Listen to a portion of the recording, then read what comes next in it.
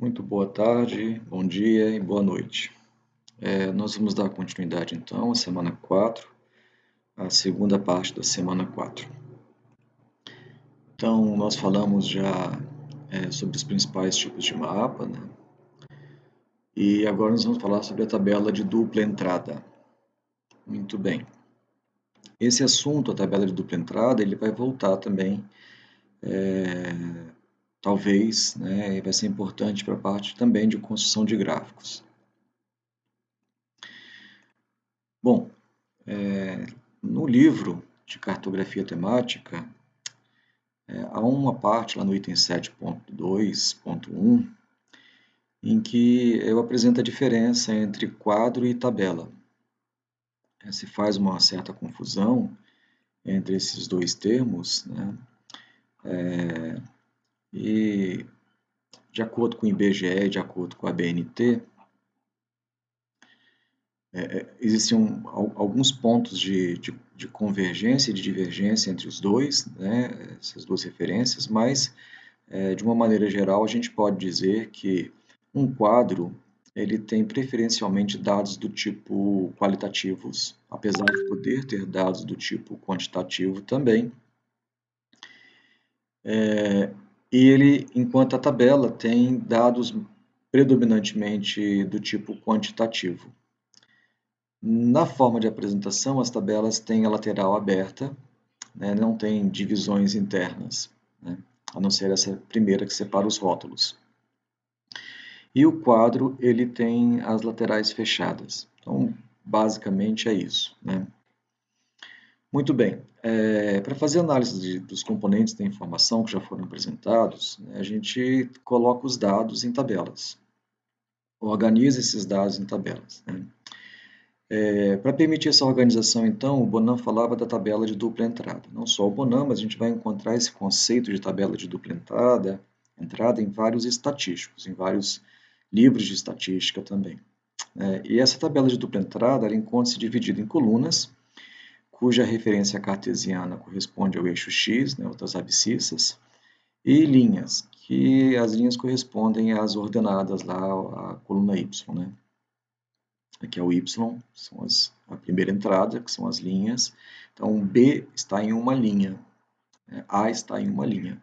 E aqui eu tenho os atributos que seriam essa segunda entrada da tabela. Bom,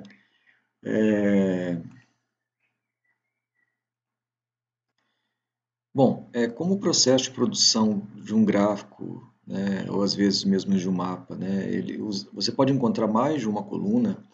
Então aqui eu faço uma observação de que a gente tem que olhar também o conteúdo que está aqui e também o significado de mais de uma coluna, porque às vezes o significado de mais de uma coluna também precisa ser traduzido graficamente, né? Por exemplo, aqui eu tenho um conjunto de dados, né, que primário, setor secundário. Então observa que essas duas colunas, quando eu olho para as duas juntas, eu tenho uma ideia de hierarquia, né, setor primário, setor secundário. Então veja que o fato de existirem duas colunas e os assuntos que estão aqui, eles estabelecem entre si uma hierarquia que eu posso ou não levar para o processo de produção do material gráfico ou cartográfico. Então aqui se propõe que se analise também o conteúdo como sendo uma terceira entrada e a sequência de colunas como sendo uma segunda entrada. Nesse exemplo aqui ainda, eu tenho aqui os indivíduos, né? A, município B, município C, município G, ou qualquer outro elemento aqui. E reparem que nesse caso, eu observei e quero mostrar para o usuário que B, existem dois tipos de B, né? Existe uma ligação entre Bx e By, né? Então, nesse caso, lembrando, toda vez que eu quero mostrar uma associação entre dois ou mais elementos dentro de um conjunto de dados, dois ou mais indivíduos dentro de um conjunto de dados, eu digo que eu estou lidando com a seletividade associativa. Se aqui tivesse somente A, B e G, então eu estaria lidando com a seletividade dissociativa. Ou mesmo, eu posso ainda querer não estabelecer essa relação que existe entre Bx e By e tratar tudo aqui como seletividade dissociativa, uma opção minha. Bom, aqui existe uma hierarquia, portanto existe uma ordem, e aqui dentro existem quantidades absolutas, né, que podem ser tratadas aqui como quantidades absolutas. Então, normalmente, o que o Bonan advertia é que normalmente a gente coloca o indivíduo, o detentor da informação, nas linhas, ou primeira entrada, e os dados estariam na segunda entrada, como vocês estão vendo aqui. Acontece que não necessariamente eu preciso seguir isso quando for produzir um gráfico, por exemplo. No SIG, quando vocês estiverem lidando com softwares de SIG, né, como ArcGIS, QGIS, isso vai se dar de forma obrigatória. Mas, em outros casos, como vocês estiverem lidando com representações em gráficos, não necessariamente. Então, eu vou dar aqui alguns exemplos utilizando, durante esse vídeo, utilizando o LibreOffice Calc, né, que é gratuito, da família LibreOffice, e também o Excel da Microsoft. E aqui eu vou usar o Excel, são as mesmas funções que tem no LibreOffice, mas eu vou usar porque para executar algumas coisas ele é um pouco mais rápido. Então, eu optei por isso, para talvez não prejudicar tanto aqui o processo de gravação. Bom, como eu disse, aqui veja os municípios, que são os indivíduos espaciais, né? Então eles estão dispostos nas linhas. E aqui eu tenho 1970 e 1980, duas datas diferentes, né? Portanto, veja, aqui eu tenho uma ordem e um tempo, né? Resta saber se essa ordem possui ou não continuidade temporal, ou seja, se o que está aqui dentro é um fenômeno que ao longo do tempo não cessou, né? Então aqui tem uma ordem no tempo, década de 70, década de 80, mas não necessariamente o fenômeno que está sendo representado aqui, ele teve continuidade ao longo de toda a década de 70 e se estendeu pela década de 80. Então eu vou ter que saber se o fenômeno com o qual eu estou lidando, se os dados que eu vou representar, se eles apresentam continuidade no tempo. Se eles apresentarem continuidade no tempo, a solução gráfica para isso, né, que seria um gráfico de linha, e não um gráfico de colunas, como está posto ali, né? Então, se tem continuidade no tempo, eu quero mostrar que ele inverteu, né? Coluna município, ele não pegou as datas corretamente, eu vou refazer aqui. É que tem que deletar isso aqui, às vezes é um pouco chato de deletar as coisas aqui no Calc. Ok, então eu vou dar uma pausa aqui antes de fazer novamente alguma coisa errada. Ok, então aqui é porque o Calc tem as suas particularidades, né, na hora de montar os gráficos. Então eu vou pedir novamente aqui o gráfico, né, o gráfico de linha, porque nesse caso, se o fenômeno tivesse continuidade temporal, eu teria que fazer isso então, escolher como gráfico de linha e mostrar que o fenômeno não parou ao longo do tempo. Aqui ele está perguntando qual que é a série de dados, se é em colunas, não, que seria em linhas, né, sequência de dados, portanto ele vai ler assim os dados, né. E aqui ele pergunta se a primeira linha ela é um rótulo, né? E é o rótulo, corresponde às datas, né? E aí pronto, o gráfico estaria montado, então, mostrando como foi a evolução para cada município durante este período. Mas isso se o fenômeno tivesse continuidade temporal. Caso ele não tivesse continuidade temporal, né? Bom, esse assunto também não é aqui o foco, né? Eu quero mostrar uma outra coisa, eu estou aqui lembrando de alguns assuntos, né? Então, chamando atenção para alguns assuntos. Então, aqui eu teria que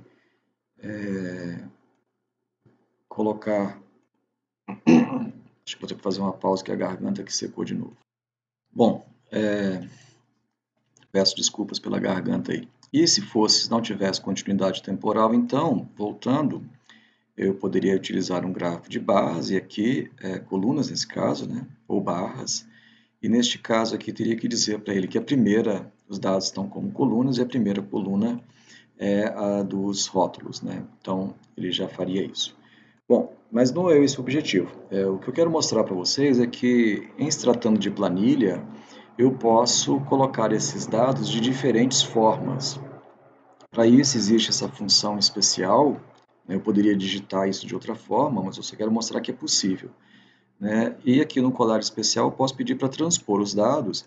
Então, observem que eu poderia escrever os mesmos dados que estão aqui em cima, né, invertendo, colocando as datas como sendo a primeira entrada e os municípios como sendo a segunda entrada. Então, a planilha permite que a gente faça isso e a construção de gráficos permite que a gente faça isso. Mas esse não é o procedimento indicado, né? O correto, né, e o usual é que a gente coloque os indivíduos espaciais aqui, os detentores da informação aqui, na primeira entrada da tabela. Bom, aqui ainda falando sobre a tabela de dupla entrada, então, voltando aqui ao caso, né, o que a gente pode observar nessa tabela de dupla entrada, você veja que aqui eu teria, então, coisas diferentes, né, então, seletividade dissociativa, uma ordem, que pode ou não ter continuidade no tempo, e dados quantitativos. No segundo exemplo aqui, eu tenho coisas diferentes aqui, município A, município B e município C, população de homens, população de mulheres. E neste caso, eu posso tratar como duas coisas diferentes ou como partes de uma informação que é, por exemplo, a população total de cada município. Então, eu posso entender que isso aqui é uma informação que independe da de cá, ou eu posso tratar essas duas como sendo partes de uma mesma informação. Então, eu posso tratar isso aqui, me traduz a ideia de seletividade dissociativa, coisas diferentes, mas aqui dentro agora eu posso tratar isso como quantidade absoluta ou como quantidade relativa, ou seja, cada informação dessa é parte de uma outra informação. E aqui continua tendo a ideia de seletividade dissociativa. No terceiro caso, aqui um terceiro exemplo, eu teria município A, município B, município C, portanto, seletividade dissociativa, mais uma vez, e aqui eu teria café, banana e soja, a produção agrícola dessas localidades, e reparem que nesse caso eu teria três coisas apenas diferentes, né? Coisas diferentes, seletividade dissociativa e aqui dentro quantidade absoluta. Ou seja, eu posso encontrar e posso querer levar para a informação. Peraí que está passando um helicóptero aqui. O helicóptero não passou, tive que fechar a janela. Agora está terminando de passar. Bom, reparem que eu posso, então, querer dizer que aqui tem três coisas diferentes, né? Então, ou seja, a presença de mais de uma coluna, ela pode trazer um significado também, que eu posso levar para a representação gráfica. Então, eu posso mostrar que são três indivíduos diferentes, eu posso mostrar que são três coisas diferentes. Então, neste caso aqui, por exemplo, no caso da composição de um gráfico, né, para que eu tenha aqui três municípios diferentes.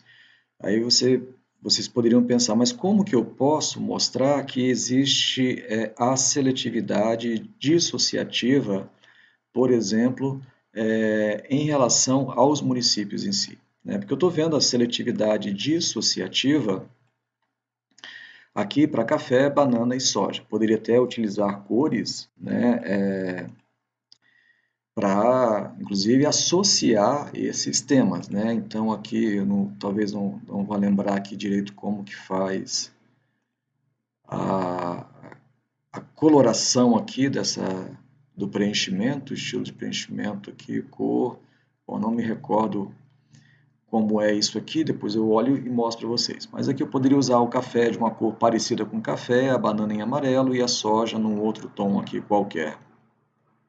O helicóptero voltou. Bom, as três cores diferentes indicam que eu tenho três coisas diferentes. O usuário percebe que são três assuntos diferentes.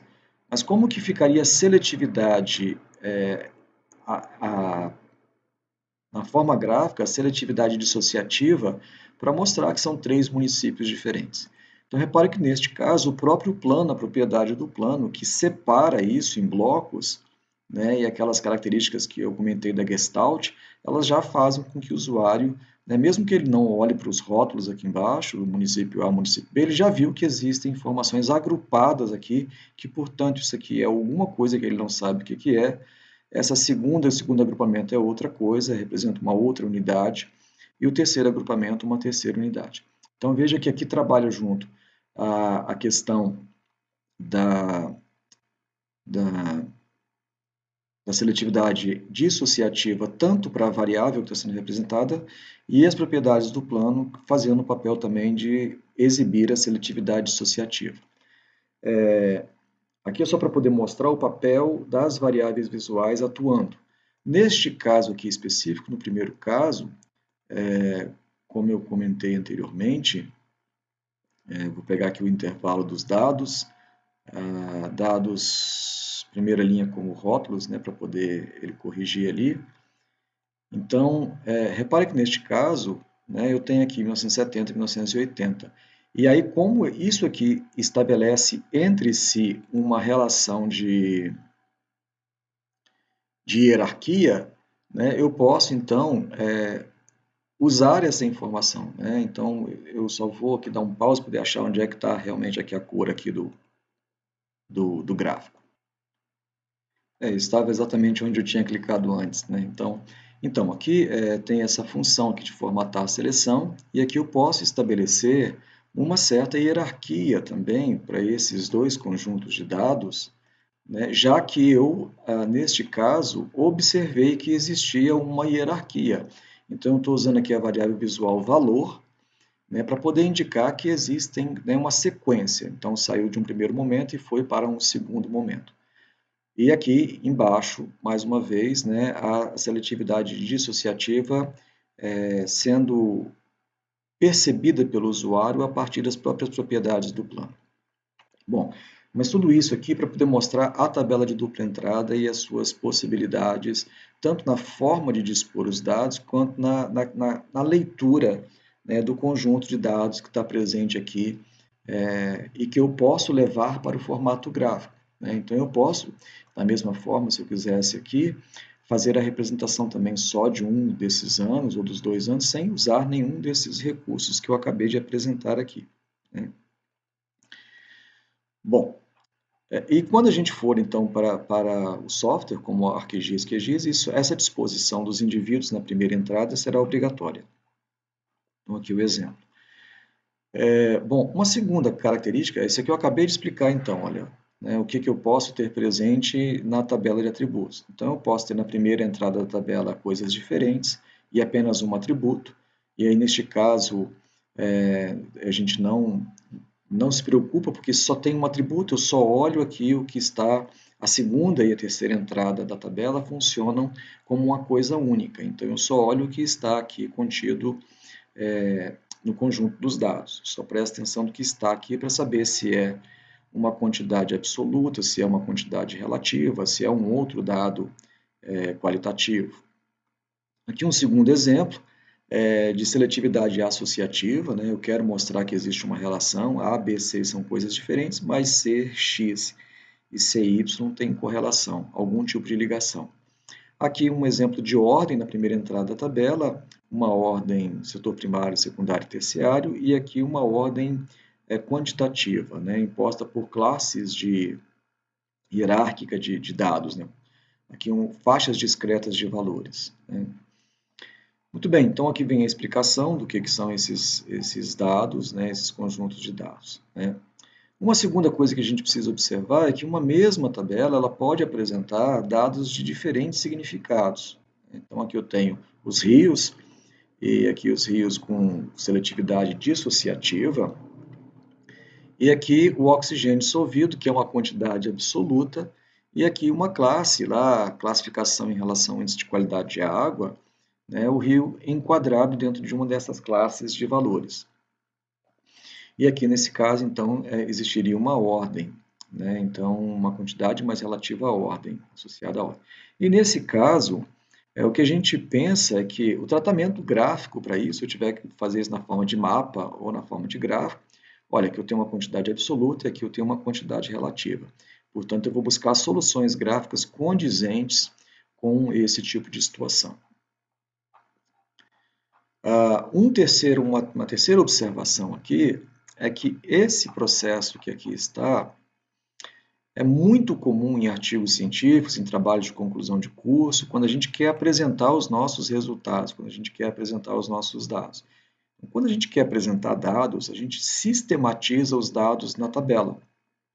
Ou seja, a gente vai organizando eles de várias formas até o ponto de reduzir redundâncias. Eu já vou explicar essas redundâncias. Valores que se repetem em vários momentos da tabela.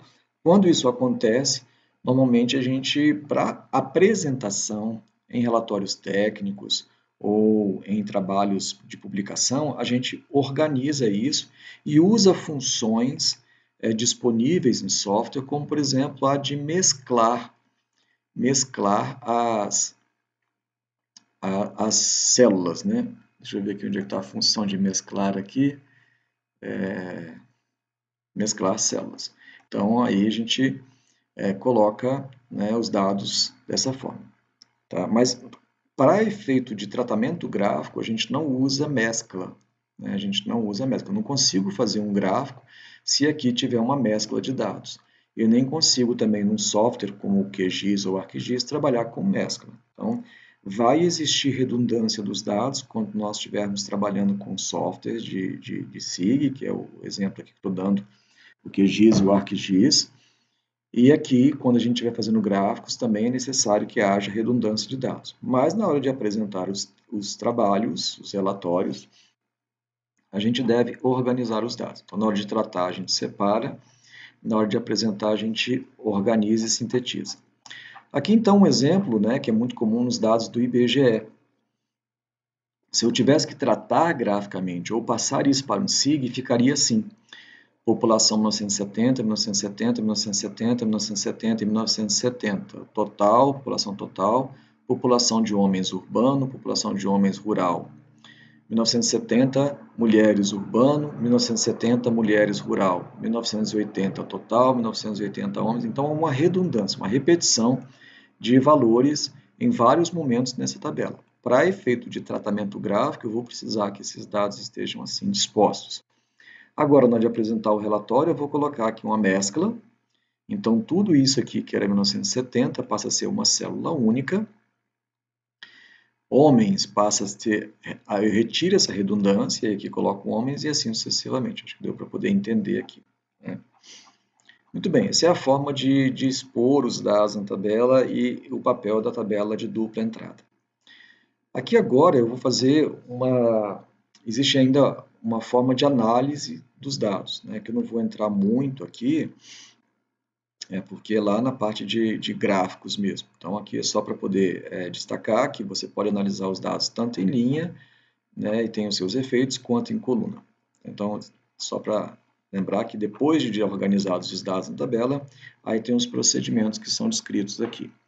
Bom, o que eu vou passar aqui agora é uma tabela de atributos típica de software, como, por exemplo, o QGIS. Então, quando eu passo para vocês, por exemplo, um arquivo vetorial, como este caso aqui, né, uma superfície discreta na forma de polígonos aqui, quando a gente abre a tabela de atributos, a gente encontra vários tipos de dados, como, por exemplo, o geocódigo, o nome do município e outras informações. Então, agora eu vou mostrar como que a gente pode acessar esses dados, colocar esses dados aqui juntos, por exemplo, aquele arquivo que eu disponibilizei para vocês, ou qualquer outro que vocês queiram. Antes de mostrar para vocês essa conexão dos dados, né, essa ligação de dados externos ao conjunto de dados que eu tenho disponível, vou mostrar onde é que esses dados podem ser adquiridos e uma das mais importantes fontes de dados para que a gente possa trabalhar aqui. Então, uma das mais importantes fontes de dados é o IBGE. Né? Então, você entrando no site do IBGE, além das diversas outras informações, que eu não vou entrar no mérito aqui agora, de quais são, mas aqui duas abas importantes para a gente que trabalha com informação geoespacial, diria que todas elas são, mas estou destacando aqui duas. Uma é de geociências, que dá acesso a um conjunto de dados bem interessantes, mapas, geologia, geomorfologia e outras coisas mais. E o outro que são dados estatísticos, e dentre eles o censo. Então, aqui eu vou mostrar dados do censo, onde a gente pode adquirir. Quando a gente clica aqui em Downloads, ele vai aqui para várias subpastas, né? Vai para a área de FTP do IBGE. E aqui, então, tem o censo, uma pasta para o censo demográfico de 1991, de 2000 e 2010. Lembrando que de 91 atrasou um ano, mas os dados são referentes a agosto de 1990. E aqui o censo de 2010, então, né, já dividido em pastas sobre características de educação e deslocamento, as metodologias, nupcialidade, população indígena. E Dois dados que eu costumo utilizar bastante são os resultados do universo. Esse resultado do universo, ele traz, né, por setores censitários, um conjunto enorme de informações, né? E aqui você tem, se vocês quiserem saber qual que é esse conjunto enorme de informações sobre o universo, existe uma documentação chamada Agregados do Setor, né? Então eu vou exibir aqui para vocês essa documentação, documentação de agregados por setor, então, né? Deixa eu ver se é o mesmo documento aqui. Bom, vou abrir por aqui. Então, aqui no resultado do universo, existem documentos diferentes com o mesmo nome, tá? Então tem que tomar cuidado, porque existe a sinopse também, né? O resultado do IBGE é por sinopse. E no caso da sinopse, é um resultado mais sintético, né? Não tem tantas tabelas quanto neste caso daqui.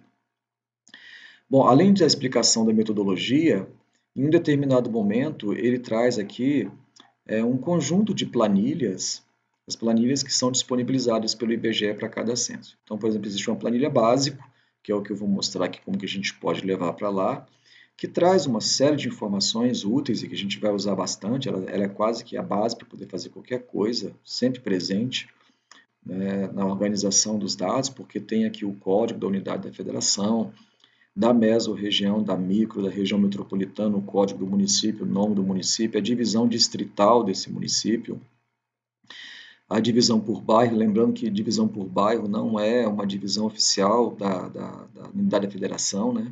Até distrito bairro, né, são divisões que são feitas pelo próprio município para gestão e às vezes oficializadas na forma de lei, às vezes não. A condição desses bairros, né, dessas localidades, esses setores aqui, se são rurais, ou povoado, núcleo, e depois vem as variáveis, né? Então vai vir sempre com esse código, variável 1, 2, 3, assim sucessivamente, e a explicação do que são essas variáveis. Aqui no caso a planilha básica, que eu vou utilizar como exemplo, mas depois vem, por exemplo, domicílio, que aí vai trazer características dos domicílios. Então eu posso, em algum momento, querer representar ou trabalhar com os meus alunos, por exemplo, no meu município, a situação de imóveis alugados, por exemplo, imóveis que estão ainda em fase de quitação, imóveis que, por exemplo, têm abastecimento de água e imóveis que, por exemplo, não têm abastecimento de água ou que estão sem banheiro, né? Então, eu posso querer levar e fazer, cartografar, trabalhar com os alunos ou até mesmo para efeito de estudos de impacto ambiental, né? A gente faz a caracterização da área do empreendimento utilizando dados censitários também, além de dados coletados diretamente em campo, esse diagnóstico socioambiental. Então, aqui eu tenho uma infinidade de dados, eu não vou ter condições de apresentar para vocês todos eles aqui agora, mas são muitos dados, né, que vão desde as características dos domicílios. Você veja que aqui eu tenho 241 variáveis para aquela planilha, e depois vem uma planilha domicílio 2, que vai ter mais uma quantidade gigantesca de informações. Depois eu vou ter mais 132 variáveis. Depois eu vou ter uma aqui responsável, que são características do responsável pelo domicílio. Por exemplo, quantos tem ali dentro que são do sexo feminino, quantos que têm 10 anos de idade, são responsáveis pelo domicílio e têm apenas 10 anos de idade, né? Então, é uma outra planilha com mais um conjunto grande de dados aqui. Bom, aqui eu vou chamar a atenção porque quando a gente vai para as outras planilhas, o elemento de ligação para a gente saber que lugar é aquele é o código do setor.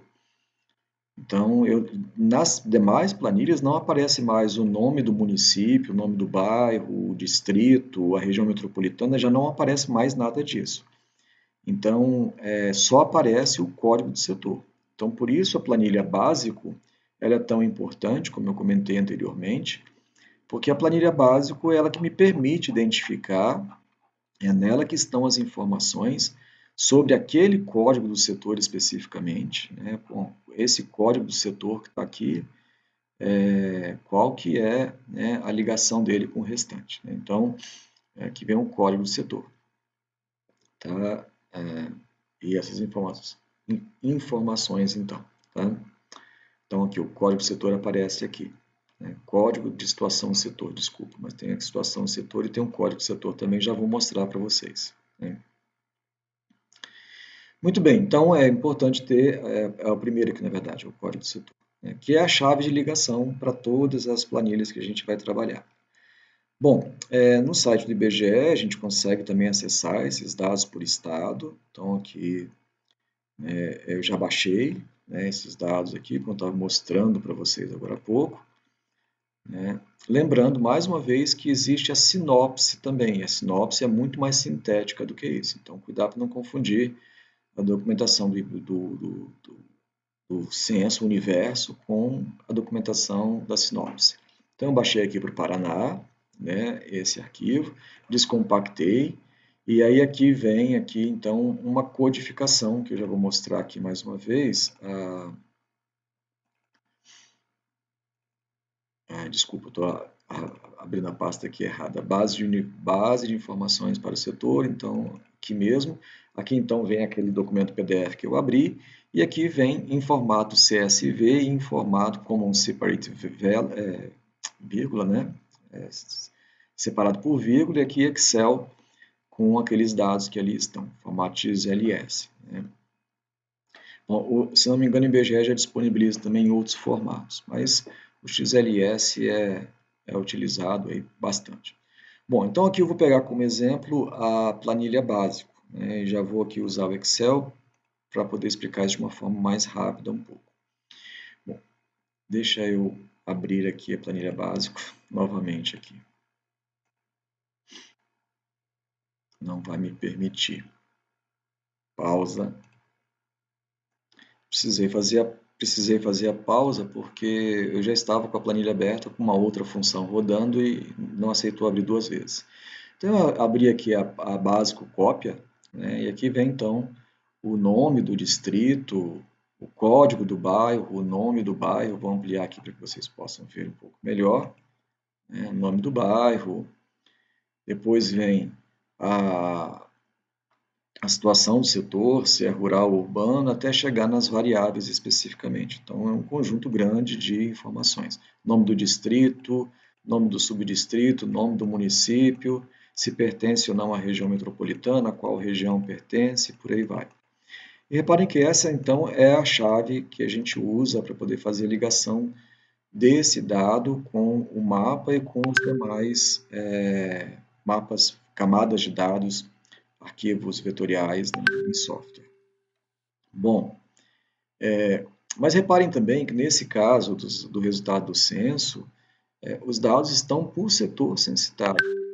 E como eles estão por setor censitário, não tem como eu fazer essa ligação, utilizando, por exemplo, como eu vou fazer aqui com vocês, o QGIS, né, por setor censitário, porque ele não faz a síntese direta de todos esses dados. Então, o que a gente precisa fazer nesse caso, né? Então, a gente usa funções de subtotais. Vou mostrar para vocês. Aqui eu peguei a planilha básico, né? Cliquei aqui em código do município e pedi aqui em dados, né, que fosse feito os subtotais, né? Subtotais. Na função de subtotais, então, eu falei com ele, olha, cada alteração de código do município, que eu quero agrupar esses dados agora que estão por setor, eu quero agrupar os dados, ou seja, eu sei quanto que tem dentro de cada setor censitário, quantos moradores tem dentro de cada setor censitário. Só que eu quero ver isso por município e não por setor censitário. A tabela básico aqui, que eu fiz a cópia, ela traz, deixa eu cancelar aqui, a tabela básica ela traz para cada setor censitário. Cada setor censitário tem ali o dado, por exemplo, sobre quantos habitantes tem ali dentro. Aliás, deve ser algum outro aqui. Esse aqui. Né? 844 habitantes tem dentro do setor censitário 01 do município de Abatiá. No setor censitário 02 tem 881 moradores e 302 domicílios.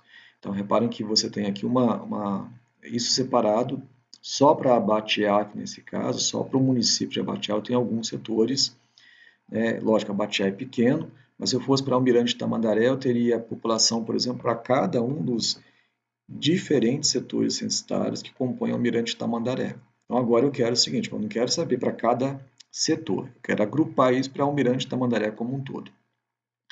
Então nesse caso a gente usa a função de subtotal. Eu digo para ele, olha, isso está disponível também no Calc, tá? Essa função de subtotais aqui em dados, subtotais.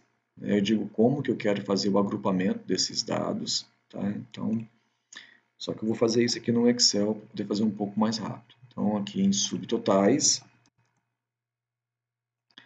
a gente diz, olha, cada alteração lá no código do setor, no código do setor não, eu vou dizer no código do município, que eu quero que você agrupe isso por município.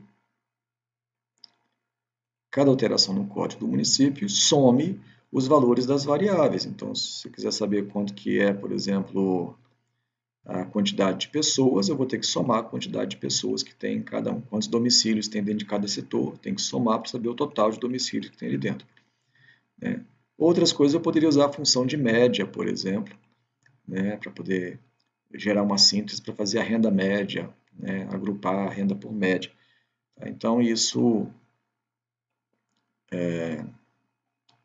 é possível também. Estou usando aqui a função de soma, e aí eu colocaria aqui, soma então os valores das variáveis 1, 2, 3, 4 e assim sucessivamente. Né? E ele agruparia os dados da forma como eu vou mostrar para vocês aqui agora. Então, ele já agrupou, ele agrupa em 3 níveis, né? Eu posso expandir esses níveis aqui, e eu posso recolher esses níveis. Aqui, então, ele quando faz a síntese, ele coloca um monte de campos vazios, porque tudo aquilo que eu pedi, que eu não pedi que ele fizesse, ele não faz nenhum tipo de tratamento para isso. Então, aqui eu já ocultei as colunas, né? Eu fui ali, as colunas que eu não mandei sintetizar nenhum tipo de dado, eu pedi para poder ocultar, e deixei então visível aqui somente as colunas que eu mandei, que eu pedi para que ele fizesse os subtotais. Então, repare que lá, o primeiro município, ele fez os subtotais, fazendo a soma dos valores que estavam naqueles campos de variáveis. Agora, eu preciso levar isso para uma planilha diferente que eu vou linkar a minha camada de dados vetorial lá, dos municípios do Paraná. Mas se eu mandar copiar diretamente, dar um Ctrl+C e um Ctrl+V apenas, o problema é que quando a gente usa a função Ctrl+C e Ctrl+V, no Ctrl+V ele reproduz novamente os dados originais. Então aqui a gente usa um processo que é selecionar, sim, a gente dá um Shift Ctrl aqui, pega o conjunto de dados nossos, eu estou aqui somente com a Shift recuando uma casa, uma linha, eu pego o conjunto de dados, e aí eu vou ali na função de selecionar aqui, tem uma função de ir para especial, e eu peço para selecionar somente aquilo que está visível. E aí eu posso copiar esses dados, e ele vai copiar agora somente o que está visível, e eu posso levar para uma nova planilha, que é o que eu fiz aqui então. Coloquei aqui essa nova planilha, aonde eu tenho aqui agora o código do município, com essa palavra total, junto, que veio da planilha anterior, né? Estava aqui, e agora veio para cá, né, com esse código aqui total. Bom, acontece que se eu mantiver essa escrita que aqui está, né, que é o código do município, e a palavra total, eu não vou conseguir linkar isso ao conjunto de dados já espaciais, lá ao conjunto de dados vetorial. Então, como é que eu faço aqui? Eu poderia dar uma função para ele aqui de localizar e substituir, e mandar substituir esse total aqui por espaço, né? Então, aqui na página inicial, eu poderia aqui substituir esse espaço total que está ali por, né, apenas espaço. Então, substituir, lá em cima, olha, ele já converteu para o formato numérico. Se eu mandar substituir tudo, né, ele fez as 399 substituições, e aqui então eu tenho um código numérico do município, e aquelas variáveis já agrupadas, né, que antes estavam por setor censitário, agora agrupadas para todo o município. De posse dessa planilha, né, então agora eu posso fazer a ligação com aquela camada de dados que eu havia mostrado para vocês. Então, eu vou agora aqui para o QGIS, eu coloquei aqui aquela camada de dados que eu havia mostrado para vocês, disponibilizado. E aqui, na minha pasta, eu salvei um arquivo chamado básico 2. Deixa eu voltar aqui. Básico 2 IBGE, que é o resultado dessa básico que aqui está, eu salvei com o nome de básico IBGE. Básico IBGE 2, tá? Para jogar ali então. Então eu fui lá na pasta, no diretório onde é que estava esse arquivo que eu salvei, né? Então peguei o básico 2, deixa eu ver que eu acho que eu salvei dentro da pasta de temática. Então aqui eu salvei um básico IBGE, né? Então agora é só pegar essa camada de dados chamada básico IBGE e colocar aqui no QGIS, tá? Então ele vai entender aqui, né, que esse arquivo agora está disponível para poder ser utilizado também. E dá para visualizar os dados por aqui também. Ele também permite que eu abra a tabela de atributos e visualize aqui os dados. Bom, eu tenho aqui a minha chave primária, que é o código do município, e esse código do município que o IBGE usa também está presente na tabela de atributos dos meus dados. Eu vou até me antecipar aqui um pouco. Deixa eu desfazer aqui uma coisa. Muito bem, então, eu de posse da camada de dados, né, abro a tabela de atributos, está aqui, população total urbana e rural, e os códigos dos municípios e os nomes dos municípios. Foi esse arquivo que eu disponibilizei para vocês. E aqui aquele que eu acabei de trabalhar ele a partir do Excel, com as variáveis que estão aqui em cima, né, que veio lá da planilha básico do censo do universo, né. Bom, como que eu posso, então, trazer esses dados para esse aqui, para que eu possa cartografar, por exemplo, a informação ali do básico, vamos supor que eu queira cartografar a quantidade de moradores, que é a variável 2. Né? Então, como é que eu faço para poder cartografar a quantidade de moradores? Né? Então, eu tenho que colocar aqui, junto à minha tabela de atributos. Então, para isso, existe a possibilidade de a gente fazer aqui uma união. Minha garganta definitivamente não está boa, peraí. Muito bem, então depois de baixado o dado, né, mais uma vez, coloquei aqui o XLS e aqui o arquivo que eu já tinha disponibilizado para vocês, que também pertence ao IBGE. Bom, aqui no software, quando a gente pede, deixa eu só ver se está gravando, quando a gente pede o botão direito do mouse, né, tem as propriedades, existe uma função chamada uniões, né, que na verdade é o join lá do ArcGIS. Né? E a gente pode criar ligação, então. O cuidado que a gente tem que ter aqui, são dois cuidados, na verdade. Um deles é que a gente vai clicar na camada vetorial, na camada de dados vetorial, porque a gente quer trazer os dados da planilha para a camada de dados vetorial. Então, a gente clica na camada vetorial. Então, as propriedades, porque eu posso acessar as propriedades também da tabela de atributos, né? Da planilha XLS nesse caso. Então, eu vou clicar na camada de dados para poder pedir para poder as propriedades. Tá? Aqui talvez vocês estranhem um pouco que eu estou fazendo isso utilizando uma versão do QGIS 2.18. Hoje passei um bom tempo tentando fazer na versão 3.18, que é que estava instalada na minha máquina, mas na hora que eu clicava aqui nessa função, essa janela que não abria para mim.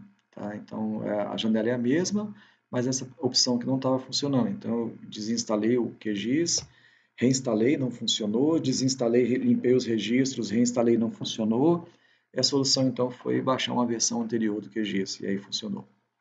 Bom, repare que aqui ele já está propondo unir camadas lá da planilha básica, o IBGE. Né? Então, ele vai unir aqui, está perguntando qual o campo que eu vou utilizar de lá. E aqui vem o segundo cuidado que eu comentei agora há pouco. O primeiro é que a gente tem que clicar na camada de dados e não no arquivo XLS, né? E ir nas propriedades da camada de dados. E o segundo é que, quando a gente tiver aqui uma camada de dados para poder unir, é importante que essa camada de dados e que esse campo que está aqui, que é o que eu vou usar como chave primária, essa é a linguagem que a gente usa em banco de dados, né, que eu vou usar como chave primária para ligar a planilha ao meu conjunto de dados, né, a chave primária então é essa, a gente dá preferência por chave primária do tipo numérico, justamente porque quando é texto, o nome do município às vezes tem acento, a pessoa esqueceu de usar o acento, deu 2 espaços entre duas palavras, e aí isso tudo já faz com que não haja uma ligação, com que a ligação não aconteça de forma perfeita.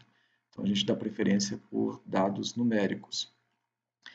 E como é que a gente faz para saber se esse dado é numérico ou não? Então aqui nas propriedades, né, a gente tem aqui campos, e ele está dizendo aqui, olha, é do tipo inteiro, né? O código do município, né, é do tipo numérico, né, número inteiro. Né? Aqui já tem outras coisas que são valores duplos, né, campo duplo, o número real, que aí tem vírgula, né, renda, que vai ao parte decimal. O QGIS ele permite que você consiga ligar um campo de texto com um campo numérico. Mas a preferência é que a gente utilize campo numérico com campo numérico. O ArcGIS, se vocês tentarem fazer essa operação no ArcGIS e não funcionar, vocês vão ter que ver se vocês não estão tentando ligar texto com número. Então, o QGIS ele tem essa versatilidade, mas nem sempre funciona. Agora, o ArcGIS não. O ArcGIS é impossível você ligar texto com número. Então, eles têm que ser do mesmo tipo. E aí dá um pouco de trabalho, às vezes, para você poder quando você traz para cá, para ele conservar essa propriedade, que é a propriedade numérica. Né? Não adianta, às vezes, a gente ir lá na planilha e corrigir isso, porque quando a gente traz aqui para o software, às vezes não funciona. Muito bem, então são dois cuidados, clicar na camada de dados quando for fazer a ligação, aqui pedir as propriedades, e o segundo cuidado é que o campo que eu vou ligar seja numérico. Né? Então, cliquei aqui. Repara também aqui no campo que o geocódigo também é do tipo numérico. Né? E aí não tem problema ser real e duplo, né? Mas tem que ser do tipo numérico. Né?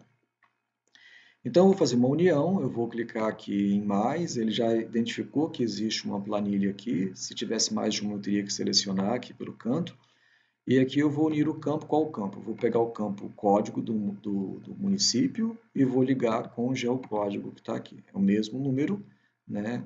Os dois são do tipo numérico, eu faço isso. Bom, ele fez aqui em cache de memória, então repare que essa é uma ligação virtual. O que significa dizer que se eu fechar aqui o QGIS e abrir novamente, ele já perdeu essa ligação. Mas enquanto eu estiver com o QGIS aberto, ele vai permitir que eu aqui acesse todos os dados que antes estavam na planilha Excel lá. Ele trouxe para cá e fez a coincidência entre eles. Olha, ele diz que o geocampo lá, o 4100-103, que é Abate-A, ele já trouxe os dados de Abate-A para cá, né, para a minha planilha. Então, é uma ligação temporária, está em cache de memória. Se eu quiser que isso se consolide, eu tenho que exportar esses dados. Então, se eu quiser que agora isso permaneça, eu vou exportar no formato shape. Lembrando que a gente não digita nome aqui, a gente clica em busca sempre e escolhe a pasta onde a gente vai colocar isso.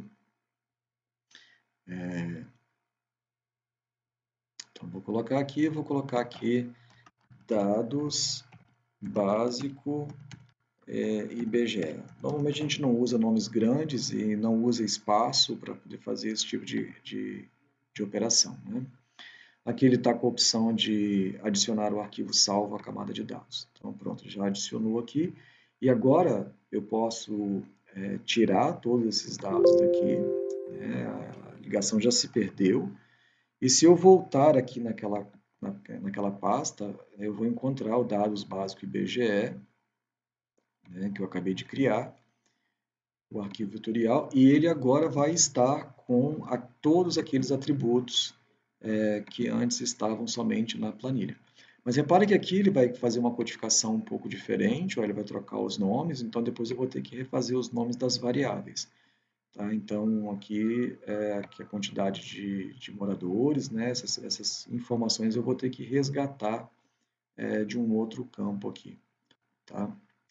Mas é isso, então. E aí, a partir daqui, então, eu vou mostrar para vocês, eu vou fazer uma outra ligação aqui ainda, aonde a gente traz para cá também dados qualitativos. Mas, de qualquer forma, a partir daqui, então, eu tenho, nesse caso, não tenho, né? Aliás, tenho aqui, na que eu havia disponibilizado para vocês. Por exemplo, população total de urbano e rural, né? Então, como eu tenho urbano e rural, repare que eu tenho várias colunas aqui, eu tenho uma tabela que a gente chama de tabela de tributos. Aqui eu tenho um dado, se eu fosse, representa só o dado município, né? Então, dado município, Santa Helena, Missal, Guaíra, coisas diferentes, seletividade dissociativa. Se eu quiser mostrar que eles pertencem a uma microrregião, alguns desses, seletividade associativa. O geocódigo funciona como CPF, seletividade dissociativa. A população total é a quantidade absoluta, os valores daqui independem dos demais. A quantidade de pessoas que moram entre rios não está diretamente ligada à quantidade de pessoas que moram em Medianeira, então são dados que são independentes, por isso quantidade absoluta. Urbano e rural, eu posso tratar o urbano como quantidade absoluta, rural como quantidade absoluta, ou eu posso representar os dois simultaneamente, quantidade relativa. Eu vou ter um tipo de tratamento para isso. Renda, quantidade absoluta. Eu posso normalizar a renda pela quantidade de gente. Eu posso pegar o dado de renda que está aqui e normalizar pela quantidade de pessoas. Então, eu vou ter renda per capita, quantidade, nesse caso, normalizada. O dado vai estar normalizado. Então, cada um desses dados presentes na tabela vai pedir um tipo de tratamento gráfico diferente. Então, para fechar esse vídeo aqui, eu voltei aqui para o livro, né, na página 108, tem lá aquela tabela, semelhante à que a gente está lidando agora, o geocódigo, o nome da microrregião, população total, população urbana, população rural, densidade demográfica, né? E lembrando que cada um desses dados pede um tipo de tratamento diferente. A quantidade absoluta, que é a população, né, é o mapa de símbolos proporcionais. A variável visual tamanho é a que melhor traduz a ideia de quantidade absoluta. A quantidade relativa, eu tenho aqui o diagrama setorial, né, com o famoso gráfico de pizza, mas o nome dele oficial é diagrama setorial. E aqui trabalhando com a noção de tamanho e proporcionalidade. Lembrando que esse tipo de tratamento visual que está aqui, né, ele gera um efeito visual sobre o usuário, que neste caso, como tem muitas informações, muitos dados, né, a percepção leva mais tempo. Aí a gente está caindo para aquele lado do mapa para ler, que é aquilo que o Bertin falava, e é o mapa com baixa interatividade do ponto de vista da visualização cartográfica, são mapas mais para especialistas. Repare que eu poderia pegar esse mesmo mapa daqui e tratar ele assim, olha, aqui tem mais rural, então eu tenho uma região mais rural do Paraná e uma região mais urbana do Paraná, então eu poderia tratar isso de uma forma diferente, né, para facilitar a percepção do usuário, se o meu objetivo é estabelecer um padrão, né, espacial para o fenômeno. Agora, né, se não, se o objetivo é rastrear o dado realmente, saber que neste município 3/4 são de urbano e 1/4 é de rural, aí, né, são os mapas para ler, como comentei no vídeo anterior. Aqui a quantidade relativa, né, ou normalizada, então o PIB per capita, a densidade demográfica, quando a gente normaliza as variáveis, então a gente, tipo assim, eu não sei mais onde é que está essa informação no território, estou espalhando ela pelo meu envelope, e o meu envelope aqui é a unidade municipal. Então eu estou espalhando essa informação por aqui justamente porque eu não tenho como dizer onde é que está o PIB per capita aqui dentro, onde é que está a densidade demográfica aqui dentro. Pertence a toda a unidade e não a uma região específica, quantidade relativa, quantidade normalizada, quantidade absoluta, quantidade relativa, nesse caso aqui específico, né? E aqui qualidade, né? O mapa corocromático mapa coroplético, mapa de símbolos proporcionais. Então é isso, tá? Dá para poder levar os dados do IBGE. IBGE é nossa principal fonte de dados, né? Lógico que existem outras, os próprios sites de prefeitura e órgãos como o INCRA, o Ministério do Meio Ambiente dispõe de muitos dados que a gente pode levar, né, e conectar aqui a nossa camada de dados, né, a partir de uma união. Lembrando que, às vezes, é, a gente tem que sistematizar esses dados, porque eles vêm organizados de outra forma, né? Então, eles vêm de uma forma que não permite a conexão direta com o conjunto, com a camada vetorial. E lembrando também que muitas vezes a gente trabalha o dado de formas diferentes, e que quando a gente apresenta na forma de relatório, a gente pode usar mesclas e deve usar mesclas para poder evitar a redundância de dados, né? Mas quando a gente vai tratar os dados, a gente deve separar os dados por assunto. Então a gente olha aqui no interior da camada, vê o que a gente tem aqui. Se a gente tiver coisas diferentes para poder tratar graficamente, a gente vai tratar isso em soluções diferentes. E lembrando que a forma correta de disposição dos dados é preferencialmente indivíduos na primeira entrada e os dados na segunda entrada, e que cada parte da tabela de dados, cada parte da primeira entrada tem um significado. A segunda entrada, quando é uma coluna única, a gente trabalha ela como um todo, ou seja, a gente só olha mesmo o que está aqui dentro da terceira entrada. A segunda entrada funciona como uma coisa única. Quando eu tenho mais de uma coluna, mais de um conjunto de dados, mais de um atributo, a gente tem que se perguntar o que significa esse conjunto de atributos, que seria então a segunda entrada da tabela, e também o que significa esse dado que está aqui dentro, como que a gente vai tratar isso graficamente, ok? Então essa era a segunda parte da quarta semana, tá? Depois será um vídeo então com uma atividade relativa à quarta semana. Por hora, obrigado, bons estudos para vocês.